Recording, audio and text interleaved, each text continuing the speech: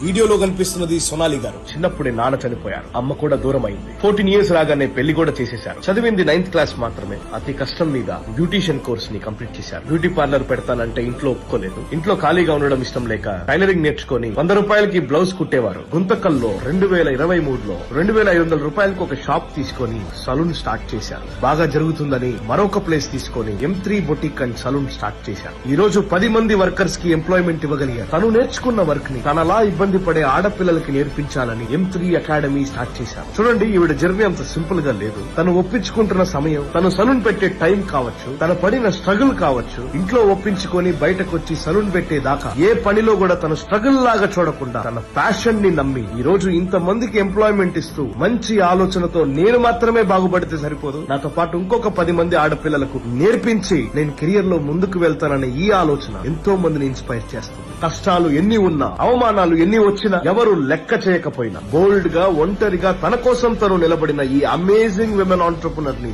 మనము media salute చేస్తుంది.